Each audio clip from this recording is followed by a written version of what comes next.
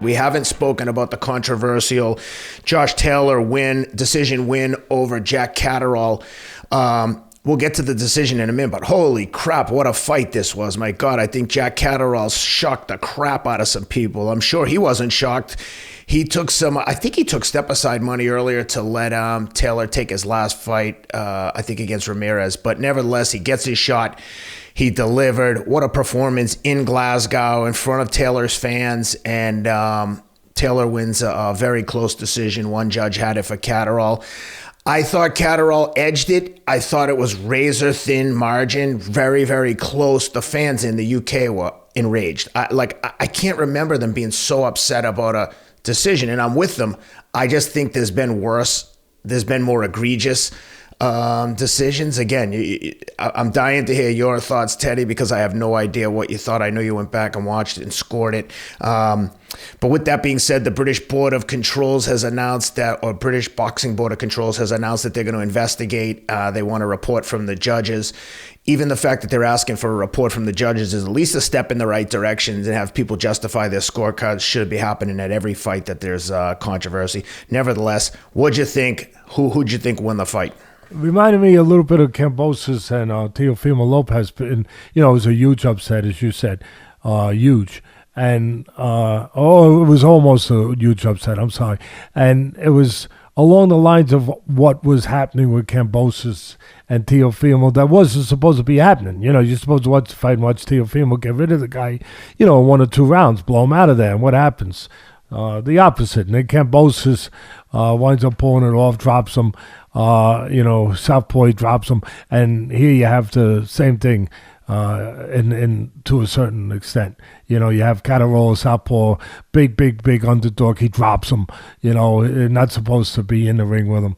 And the only difference, of course, was the outcome, that he didn't get the upset. But he got something pretty close to it.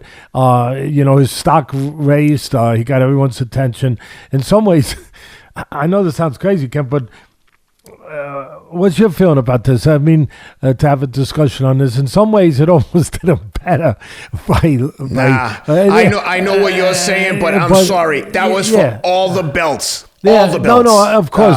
You got to win, and you want to win. Yeah. But it's still, it almost does him better in a way where the attention that he's getting from this is even greater than he would have gotten just from winning.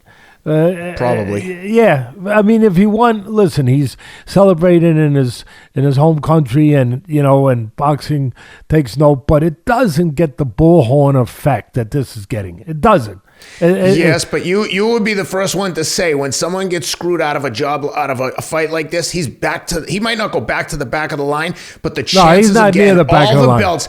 Because the other guy, Taylor says he's moving up. Now all the belts go back to the sanctioning bodies. They go through their bullshit. But this guy's at the front of the line now. This guy has everyone's attention. This guy will never be at the back of the line unless he loses after this 1 or 2. Yeah. But no, listen, this guy's even in the front of the line, though. All the titles were on all the bullshit you have to go to get them together. But this guy is in the front of the line. He's gonna get something. If it's not a rematch, it's gonna be a title fight. He's gonna get something, and he might even get a reversal in a decision because politics are involved. Who knows? I'm not saying he will. Could you imagine? But I'm telling you, he's gonna get something. He's gonna get something dramatic because it's dramatic, because they're making it dramatic. And you know what? I don't think it belongs dramatic. I as you said, I agree. I've seen much worse. Much worse. I mean, I'll probably see worse next week, because you can count on that. Long enough. Yeah, stick around. Yeah, you can count on that. When I was calling fights at ESPN for over 20 years, every week I would say, well, yeah, this is terrible, but next week will be worse because it happened again. And it's not near the worst at all. When I rewatched it, and I had to rewatch it because of the outcry, I figured it'd be fair. I had Catterall winning by 1 or 2 points. And I had some even rounds in there that belonged in there. Yeah. I had him winning, technically. But it reminds me of some way, and I don't care if you get your freaking little penknives out now and you're ready to poke me. Well, I got holes all over me. It don't matter. I take a drink of water and I sprinkle. It's okay. Go ahead. But be reasonable a little. I know fans are unreasonable, but be a little rational, a little reasonable with what I'm about to tell you. Just hear it. Don't just feel it. Hear it. And what I'm saying is, I mean, it's reminiscent of, you go back to Trinidad and De La Hoya. And, yeah, De La Hoya technically won that fight. But he lost the right to really complain and to really revolt against it because of the way he behaved the last 3 rounds. He didn't try to win. He tried to survive. He just ran. And it blew the fight for him. But it blew his right to really, really be up in arms. And all I'm saying is that Catterall behaved like a guy at a certain point. He drops him. He's dominating the first 9 rounds, 8 rounds, whatever. And he behaved like a guy that already won it. I got news. You should listen to Yogi Berra. It ain't over till it's over. And he should understand that you have to fight a full fight. And by him behaving, I'll use the word by being so defensive, going into the prevent defense the way that he did, like a football team, and, just not really keeping the offense going, like shutting the offense off. He picked a few spots here and there, but for the most part, going so defensive. I think that is what allowed, obviously, Taylor to come on a little bit down the stretch, or maybe a lot down the stretch, putting pressure on, being a bigger man, coming forward, push. But it was a funny fight. You have to keep your emotions in check because Taylor was horrible. And the first thing I got to say, I got to get at my British, brothers and sisters over there. I got my Brits over there, my English brethren over there. Listen, guys, I called it and you guys trounced me that Taylor was overrated. And you trounced me for it. And I said, I felt he got a gift here. He got a gift with Ramirez. I thought he would have lost because the referee, I know he fought a good fight, but Ramirez, I thought, was going to win that fight. He got dropped twice. That's what took the fight away from him. But that second knockdown when he got caught that uppercut because the referee tapped him on the back and he loosened up a little bit, that cost him. I don't care what you say. Yeah, you got to be alert at all times. Yeah, you got to protect yourself at all times. I'm with you. I got it. You guys started all that stuff with the Marcus of Queensberry rules. All right. But he could have easily lost that Ramirez fight. And I just thought he was overrated. And this Ben Davis said, I'm not looking to knock, but I'm looking to tell the truth.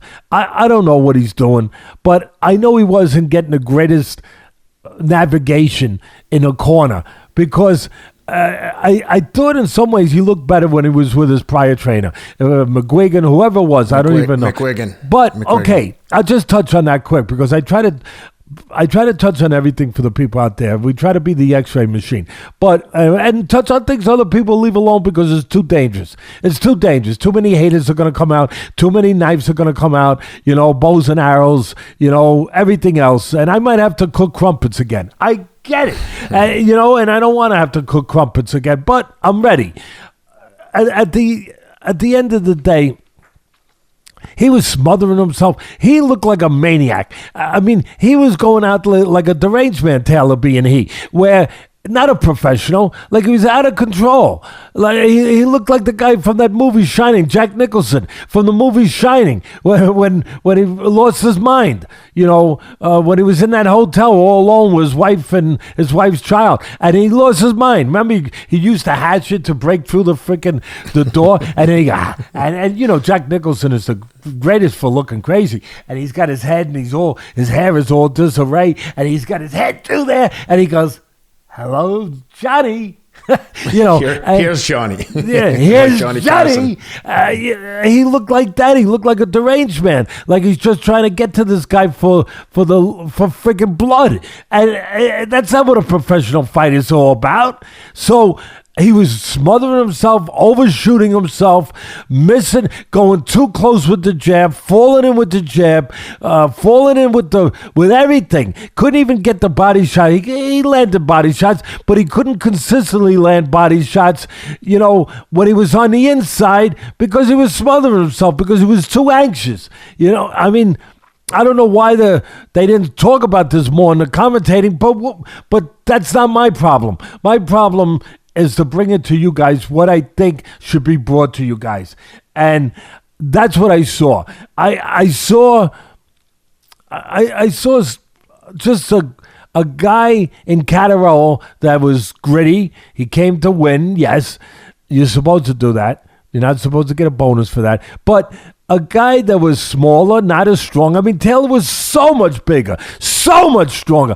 It's almost like he was depending just on that. Like he was going to be the biggest, stronger guy who's going to go in there and go home and then just blow the guy out of the water.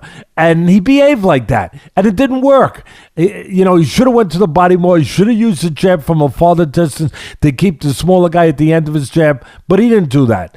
And I thought that all night long, he used a simple combination. Was incredible that nobody mentioned. I was like, all he's using, Catterall, is an uppercut, a combination starting with an uppercut and finishing with a straight left hand from the southpaw position. And he's making him eat left hands all night long. Taylor's eating them the way I ate the crumpets, And I'm not looking to eat crumpets anymore right now. But he ate them all night. And then he got dropped. But that was the simple formula. He was able to pull it off. He was able to counterpunch. He was able to get off first with quick punches and score. But he did a lot of grabbing, and so did the other guy. The other guy was falling in, smothering himself.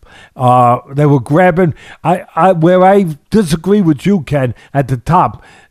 It wasn't a good fight. It wasn't a great fight. It was the only thing that allowed you to tolerate it to a good fight was the fact that there might be an upset taking place, a huge upset. Yeah, that's probably right. Yeah, I think so. It kept you there. But other than that, if that's not for the title, if that's not where there's a guy that's a huge underdog, you're looking at all this grabbing and everything else. Oh, that's a good point. What'd you make of the ref? Took a point from each fighter. Nobody mentioned that he allowed Catterall to punch him in the head when he was on the floor. What about that? He took a point. Yeah. Nobody mentioned that. Somebody should have mentioned, they're supposed to be there to mention these things. That not only did he take a point from each guy, he was out of control, the ref. He thought you were there to watch him instead of watch a title fight. And someone's got to remind these refs. No, we're not there to remind you. We're actually, just like you got to remind commentators sometimes that, hey, we're not really here to just for you. We're here to hear the fight. We're here to watch the fight. We got eyeballs. And when there's a knockdown, you really probably shouldn't speak through the knockdown. Do you disagree with me? Do you disagree with me? Do I hear an amen? Do I hear an amen?